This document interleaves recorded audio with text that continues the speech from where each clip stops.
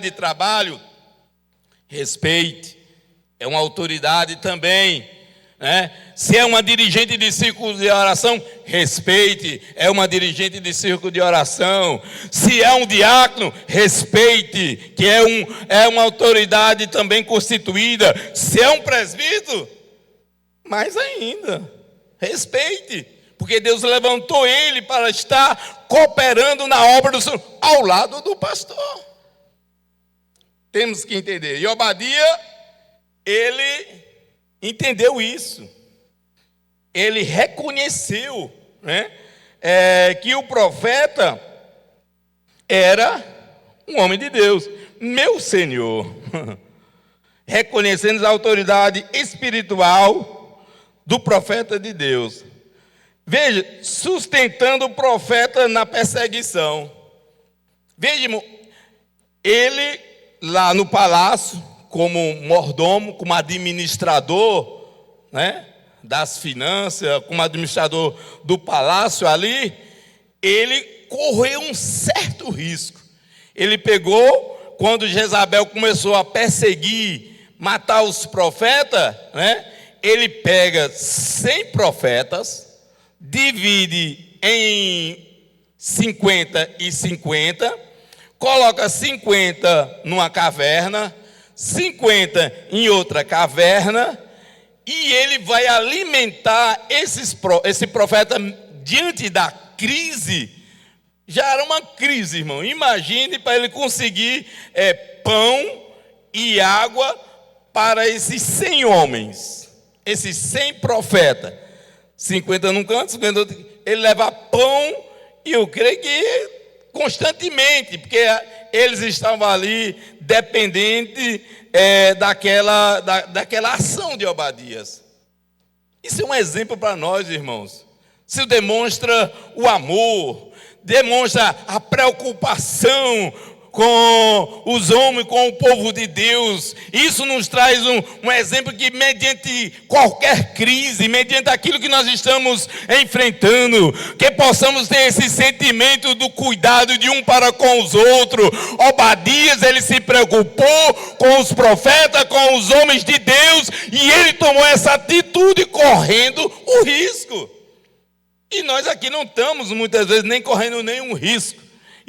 Temos a liberdade de ajudar, de fazer a obra do Senhor, de cuidar do povo de Deus, e às vezes não fazemos, irmãos. Mas Obadias, ele teve essa preocupação. Mas uma virtude, uma qualidade que chama a atenção é que ele era temente a Deus. Porque a Bíblia diz, própria Bíblia Sagrada, o texto sagrado diz que ele era um homem que temia a Deus. E o que é temer a Deus, né? Iare, no hebraico, significa reverenciar, admirar, respeitar, sentir medo. Essas características daquele que ama o verdadeiro Deus e se abstém do espírito mundano que o despreza.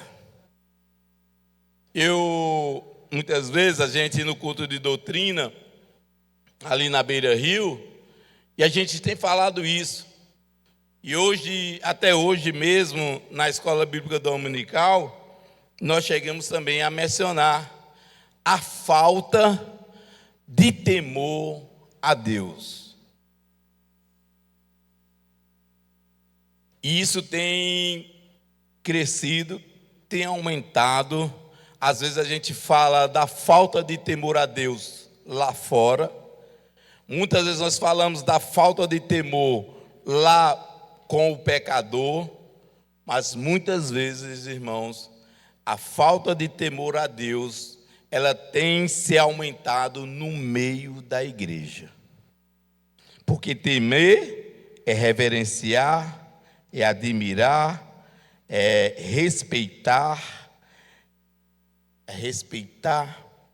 E nós temos visto, irmãos, porque o Espírito Santo, a gente não, mas o Espírito Santo, Deus tem falado à sua igreja. Deus tem falado à sua igreja nos cultos de portas abertas, nos círculos de oração, nos cultos de doutrina. O crente, o Espírito Santo não tem deixado de falar. Por quê? Porque o Espírito Santo é quem cuida. O Espírito Santo é quem exorta. O Espírito Santo é quem ensina. Quem vem aqui no púlpito, quem abre esta palavra, e a mesma através até de um louvor, o Espírito Santo tem falado, tem ensinado constantemente a igreja. E muitas vezes, irmãos, a gente tem visto e tem tomado de surpresa, temos sido surpreendidos por atos que muitos cristãos têm praticado por falta de temor a Deus. Por falta de temor a Deus. E para provar, a Bíblia diz que o temor a Deus é o princípio de toda a sabedoria. E a gente precisa entender que para que a gente prova que realmente amamos a Deus, que servimos a Deus, é mediante o temor a Ele. Não é o medo extremo da punição, mas o reconhecimento, o reverenciamento. Reverenciar a Deus, honrar a Deus, respeitar, bendito seja o nome do Senhor. Isso demonstra que a gente está temendo ao Senhor. E a gente tem visto hoje, mediante as ações, as atitudes, né, de muitos, através da mídia, através das suas atitudes no colégio, na faculdade, aonde você está, mediante a sociedade, as atitudes têm demonstrado a falta de temor a Deus, a falta de respeito para com o pai, a falta de respeito para com a mãe. Hoje em dia eu estava em uma residência e quando a jovem falando, você não vai fazer isso não? Por que você não faz assim? E aí eu olhei assim, aí eu disse para aquela jovem assim, disse, é estranho assim, quando tu menciona para tua mãe aí, você, porque eu aprendi assim que a senhora era um ato de respeito, né? de temor, porque está diante da sua mãe. E quando tu fala assim, chega, me soa assim no ouvido, aí ela olhou assim, porque assim, a gente, eu chamo ela assim mesmo, e ela se sente, para você ver. Isso vai gerando uma geração ali sem temor para com os pais, para com os mais velhos, né? E aquilo ali vai levando até mesmo para dentro da igreja. A falta de temor, a falta de respeito para com o dirigente, a falta de respeito para com a dirigente, a falta de respeito para com o pastor. Como o pastor já mencionou aqui, um certo irmão diz, eu trato o Senhor como o Senhor me trata. Não, irmão, não é assim que nós aprendemos. A gente temos que respeitar, honrar, né? E honrar e respeitar vem através de quê? Do temor. Não é que você está com medo do pastor, não é que você está com medo da autoridade que você é delegada. Não, de jeito nenhum. Você está honrando a prova de o reconhecimento e o respeito pelaquela autoridade. E Obadias, ele demonstrou isso. A Bíblia diz que ele temia a Deus. Mas uma coisa que é outra virtude, mostra que ele reconheceu as ações divinas na vida do profeta. Veja que você que apartando eu de ti, o Espírito do Senhor te leve, não sei para onde, porque ele sabia que Elias foi procurado por Acabe, por todas as nações, né? E quando ele fala para Elias, manda que ele vá avisar a Acabe, né, que Elias ia se encontrar com Acabe, ele ficou temeroso. Não, Senhor, não, meu Senhor, não, eu ir lá avisar que o Senhor está aqui. Ele queria dizer assim: eu sei que o Senhor está sendo perseguido, eu sei que o Senhor é considerado como fugitivo, e eu sei que se Acabe, o rei, pegar o Senhor, é sentença de morte. Aí eles, não, viva o Senhor, manda ele novamente, não, Senhor, mas se eu for, né? E eu avisar Acabe que viu o Senhor, e eu retornar, e o Senhor não estiver no lugar que eu avisei, eu também vou morrer. Porque ele quis dizer que a mesma ação divina da proteção de Elias durante os 3 anos, ele entendeu assim: nós procuramos o Senhor por todas as partes, o rei Acabe procurou por todas as nações e não achou. É uma ação divina. Vai acontecer que eu vou lá, eu volto, e o Senhor vai esconder o Senhor novamente. Porque é assim, irmão, quando o crente, ele está na dependência de Deus, quando o crente, ele vive confiando no Senhor, o inimigo não te encontra, o inimigo não te acha, você vai estar guardado, você vai estar protegido, debaixo da mão onipotente do Deus Altíssimo, bendito seja o nome do Senhor.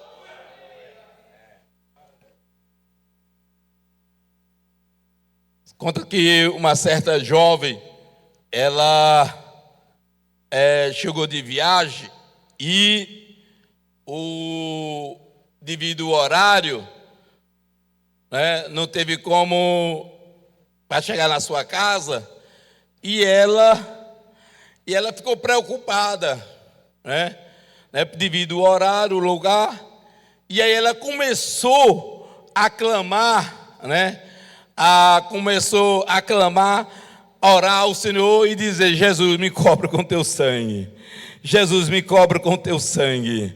Jesus, me cobre com teu sangue. E quando ela estava num determinado lugar, os maus elementos onde passavam ali, né, para pegar, para poder cometer crimes, né? E quando eles passam, né,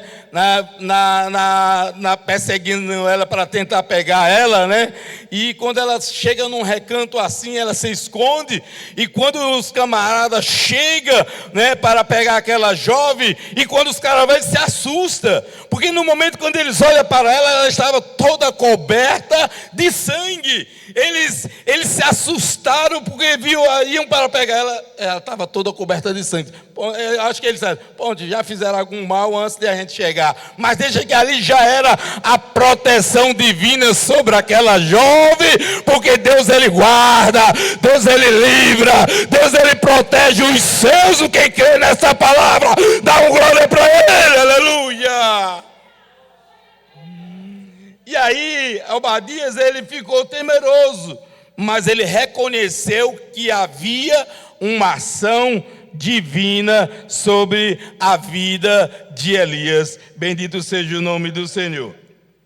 No segundo ponto, irmãos, veja que Elias foi acusado, no segundo item da letra 6 diz, ele foi acusado de defender os princípios. Perdão, irmão. A revista pulou aqui.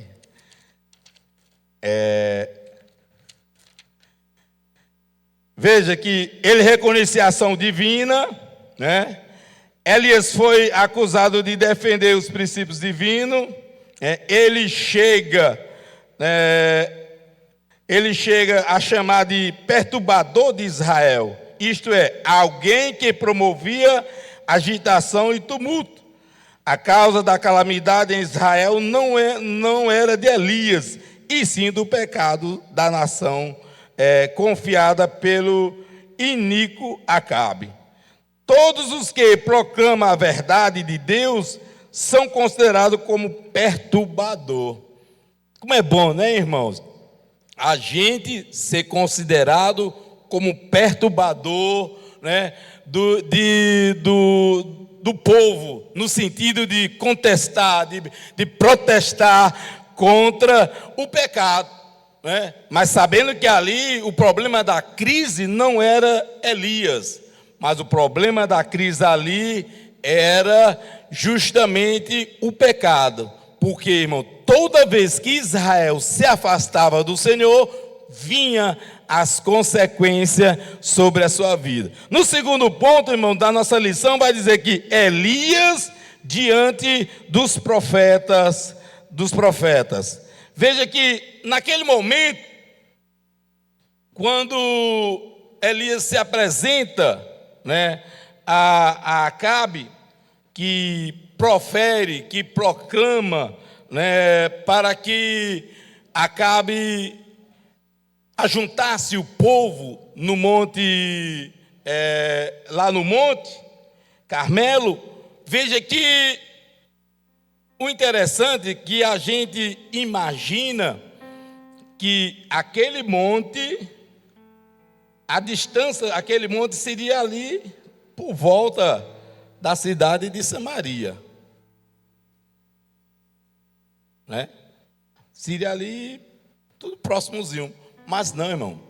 De acordo, né, com a localização do monte, de Samaria, a capital do Reino do Norte, ficaria uma distância de 40 a 50 quilômetros de distância. Era uma distância bem considerada, a ponto de 5 a 6 dias para você estar naquele monte. E quando Elias, ele convoca, né, vai lá a Acabe e convoca o povo, né, para que não sei que era o povo, que as nações. Por isso que o comentarista coloca que o tempo, né, para a realização do desafio era um tempo suficiente que Elias poderia levar momentos de oração, orar ao Senhor mediante aquilo que ele ia enfrentar. E imagine que quando Elias convoca o povo, e o povo está ali naquela reunião, no monte, o cenário, irmão, imaginem a situação ali: 450 profetas de Baal, 400 profetas de Azera, né? As nações, os povos estavam ali reunidos para ali, aquele momento, porque era uma determinação do rei, era uma ordem do rei para que ele se encontrasse ali. E ali eu imagino que a situação ali, o momento era uma situação até caótica, uma situação que está até chamando a atenção do povo. O que ia acontecer naquele monte? Será que Elias ia ser preso? Será que Acabe ia matar Elias ali naquele monte, naquele momento, né? E ali havia, eu creio que um questionamento, ou seja, o povo ficaram ansiosos para saber o que ia realmente acontecer naquele monte, né? Mas ali podemos entender que no período do tempo do desafio, Elias vai tirar o momento para orar, porque ele sabia, né, o que ele iria enfrentar. Então, os nossos desafios, o desafio de Elias, ele sabia que tinha que estar orando. Isso mostra, irmão, que para a gente vencer os nossos desafios, irmãos, é através de oração. Quem não enfrenta desafios? Como é que eu vou enfrentar os meus desafios? Como é que eu vou vencer os meus desafios? Através da oração. Elias, no capítulo 17, e o versículo 1 diz que ele entrava na face do Senhor constantemente. Ele estava orando. Daniel, quando recebeu a notícia do decreto do rei, a sentença de morte de todos ali dos profetas, o que ele fez? Ele foi orar, aleluia. Se você quer vencer os desafios da sua vida, entra no teu quarto, como em Mateus relata, lá Mateus 6, entra no teu quarto, fecha a tua porta, vai orar ao Senhor, porque o Deus dos céus, o Deus de Elias, o Deus que deu graça, o Deus que deu vitória a Elias, Ele vai te dar força para tu vencer os desafios que vêm sobre a sua vida, porque Ele é o mesmo ontem, hoje e eternamente. Bendito seja o nome do Senhor. E aí, naquele momento ali, Elias convoca o povo. Elias fala ao povo de Israel: até quando cocheais em dois pensamentos? Aqui, graças a Deus, ninguém está cocheando em dois pensamentos, né, irmãos? No dia de hoje, ninguém está cocheando em dois pensamentos. Ninguém está igual o crente Raimundo. Pé na igreja e um pé no mundo. Não, né? Graças a Deus, né, irmãos? Estamos vivendo uma geração que está focada, uma geração que seus pensamentos, não. Meu foco aqui é só Deus. Meu foco aqui é só as coisas do céu. Eu estou buscando só o reino de Deus. Minha vida não, minha vida nada de focar com as coisas desse mundo, não, de jeito nenhum. Eu estou focando, eu não quero cochear em dois pensamentos, não. Eu não quero estar aqui com um pensamento aqui, nas coisas dos céus e no Big Brother, não. Eu não quero estar aqui com um pensamento focado na evangelização e qual ser a hora do jogo.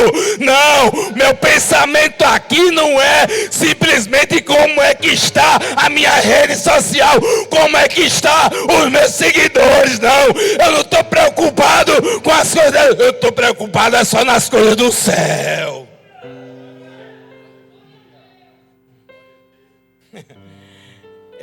Porque às vezes a gente está preocupado mais pela quantidade de seguidor. Estamos mais preocupados com como é que está a nossa visualização nas redes sociais, de que como é que está a minha vida diante do Deus Todo-Poderoso, de como é que eu estou agindo, como é que está a minha posição diante de Deus. Porque o povo aqui estava cocheando em dois pensamentos.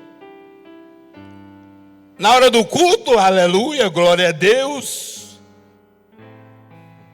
Na hora do culto, aleluia, Jesus é bom, Jesus é maravilhoso, e chora. Quando chega na faculdade,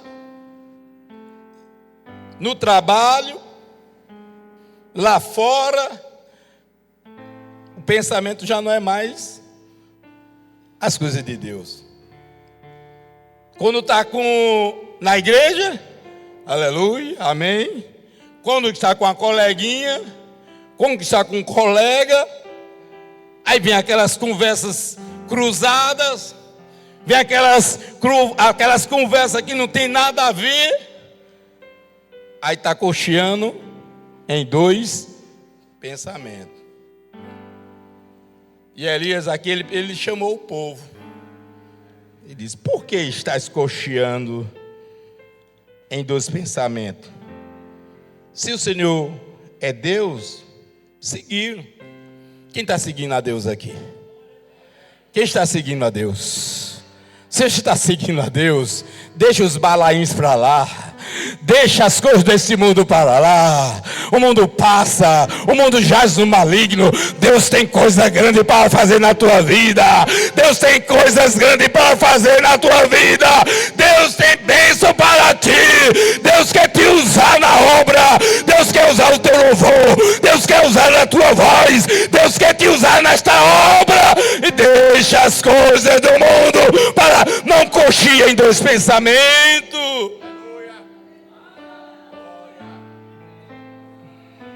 E aí, meu irmão, naquele momento ali, já estou encerrando, né?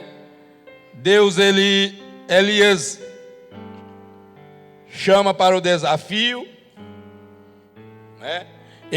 Interessante que ele leva, irmãos, ele leva o desafio para a área de adoração do povo ali, do povo Baal. Para quê, irmãos? Para que ali eles possam ver e compreender qual é o verdadeiro Deus, a quem eles devem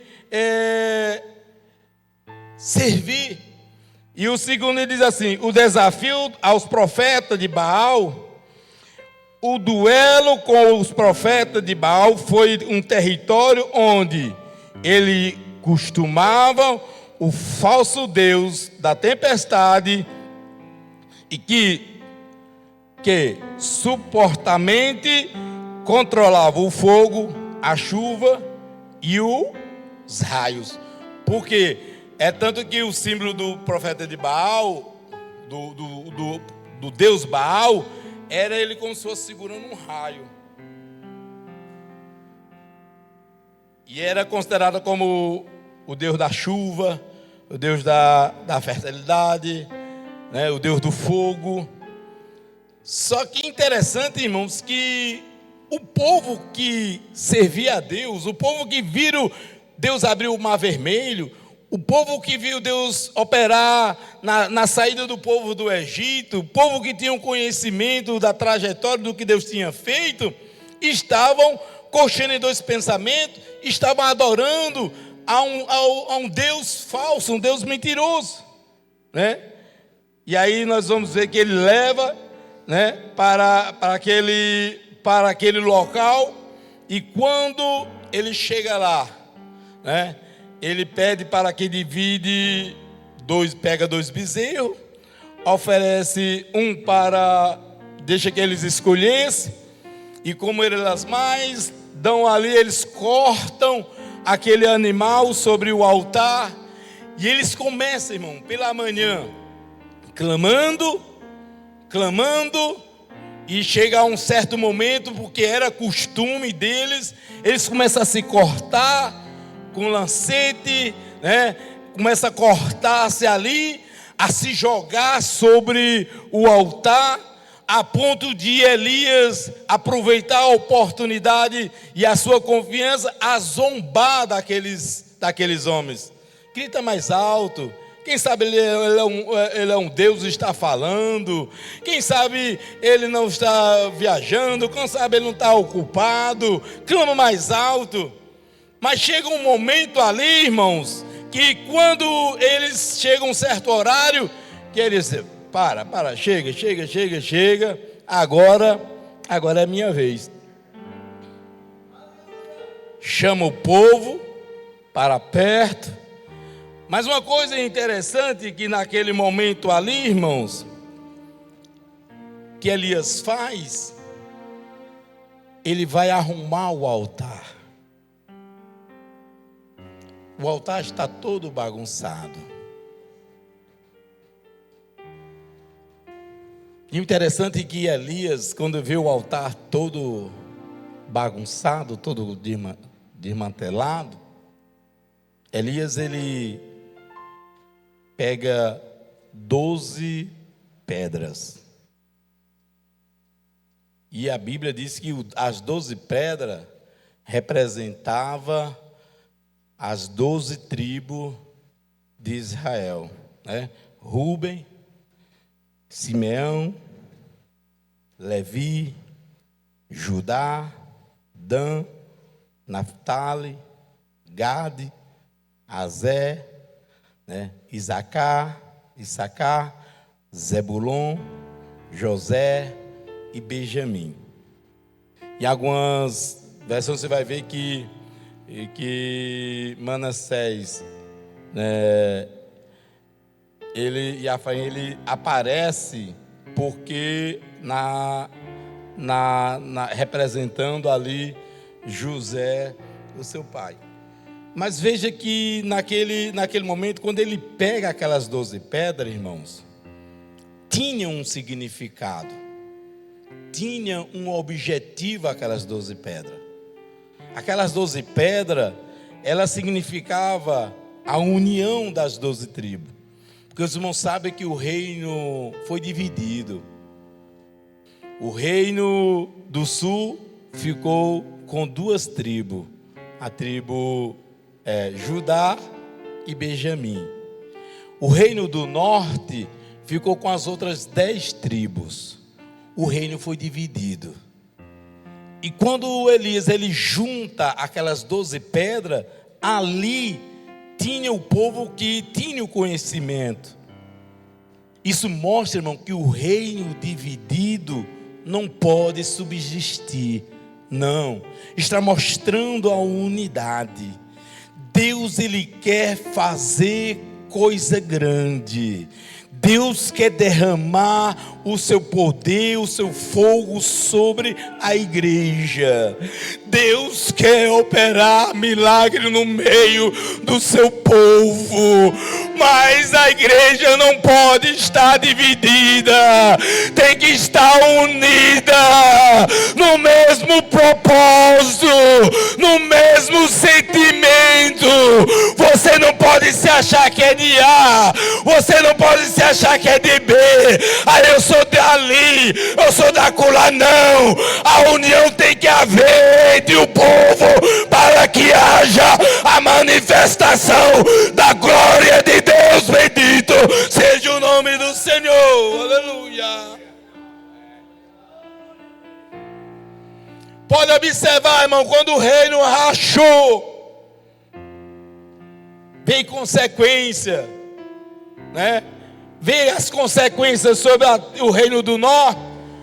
O reino do sul demorou um pouco, mas depois veio consequência também, né? Um foi levado a cativo pelos assírios, né? O reino de Judá foi levado cativo pelo reino babilônico. Sofreram consequência no momento da divisão. E às vezes a gente fica dizendo: por que não há manifestação dos dons espirituais no meio da igreja? Por que não está havendo mais manifestação como antigamente? É porque às vezes, irmão, a divisão está dentro da igreja. Eu não gosto de fulano e tal. Eu não gosto de cicrano. Eu não gosto de beltrano. Nós somos um corpo. Nós estamos ligados na videira verdadeira que é Cristo. No membro não pode haver separação. Mas eu não gosto desse dirigente. Você não tem que gostar, não. Você tem que orar para que Jesus derrame graça sobre ele, para que Jesus use ele, para que eles possam estar debaixo da direção do Espírito Santo, para que Jesus manifeste a sua glória, para que Jesus venha salvar, para que Jesus venha curar, para que Jesus venha libertar. Você tem que orar, não questionar, não colocar separação. Aleluia.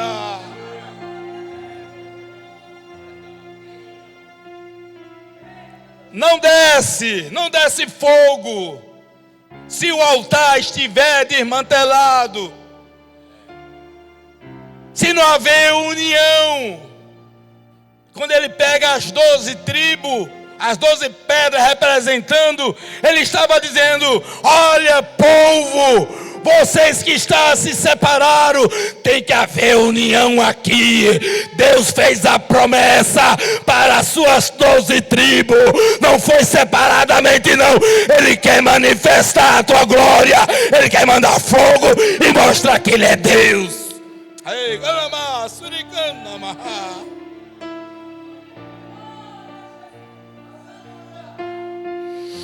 Aleluia. São muitos os desafios, irmãos.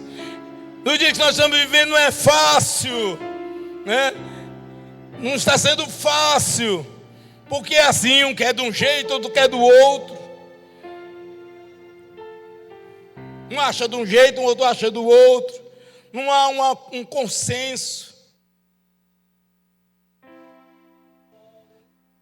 Aí Deus não se agrada. Às vezes o conjunto está lá no conjunto. Está lá a comissão. Deus querendo manifestar a sua glória, mas a própria divisão dentro da comissão. Não há uma união. Deus quer derramar fogo e...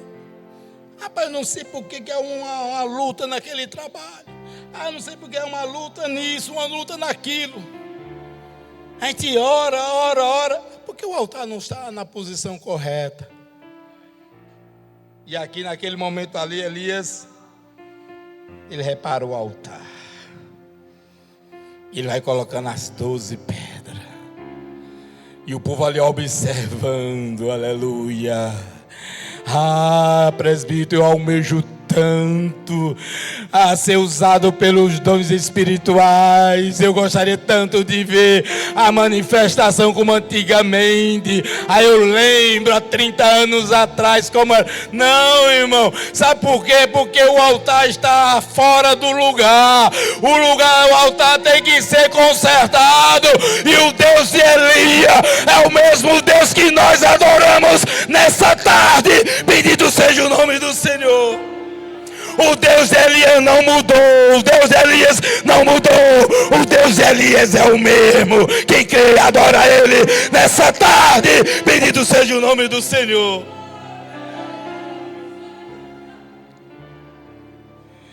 Aí naquele momento ali, irmãos, que ele conserta o altar, que ele coloca ali o altar, coloca a lenha, coloca ali o bezerro. Olha a alta confiança do homem, irmão. Como é bom a gente ter intimidade com Jesus. Como é bom a gente ter a intimidade com o Senhor. Como é bom a gente confiar no Senhor. Aí ele diz, pronto, agora eu vou mostrar que não vai ser fake news.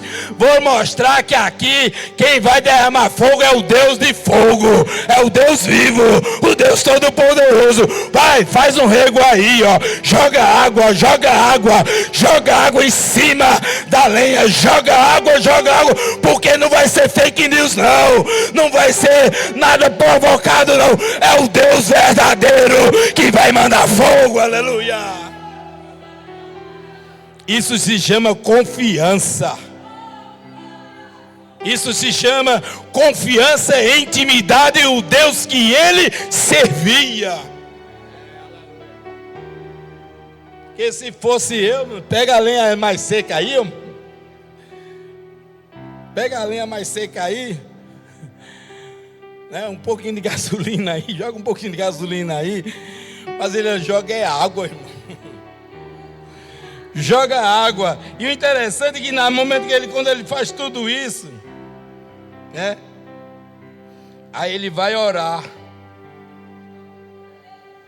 Não precisou muita coisa não, irmão. Não.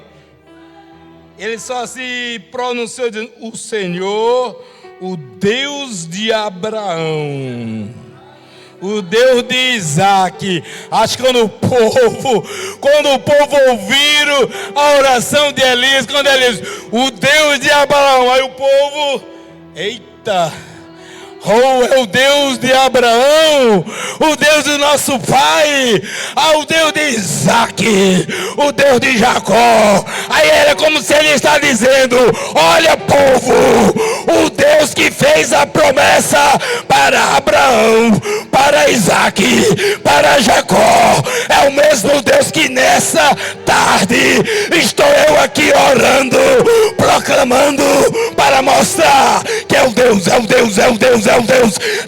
que responde às nossas orações. Aleluia.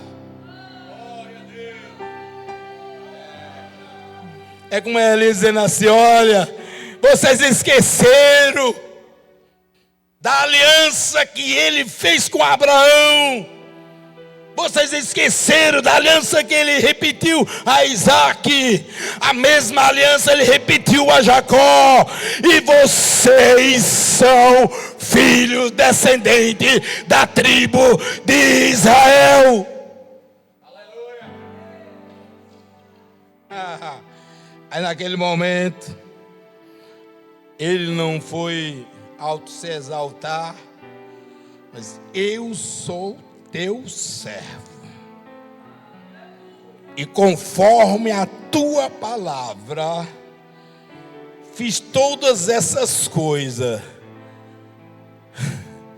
Crente não anda pelo eu acho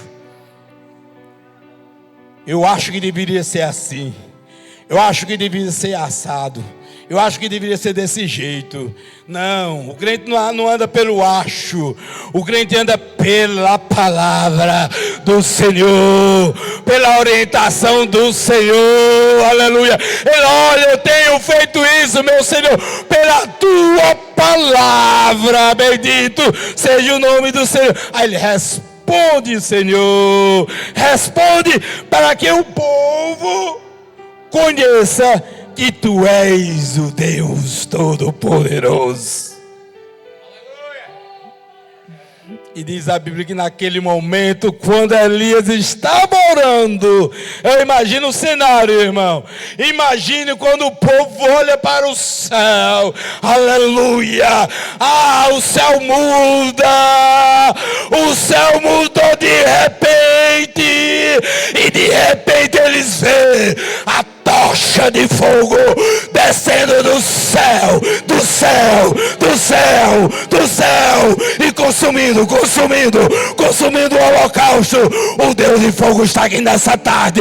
O Deus de fogo está nessa tarde. Ele manifesta a sua glória e Ele quer te usar, Ele quer te revestir. Aleluia. Ei, canamá, suricanda. Eu imagino aquele momento, quando o povo olharam assim. Irmão, eu estou vendo aquela cena.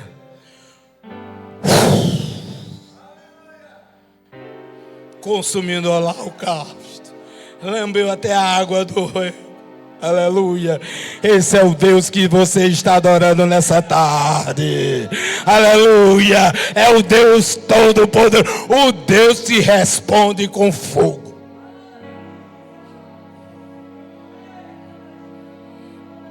Imagina aquele momento ali, os profetas de Baal ali entraram em desespero. Pronto.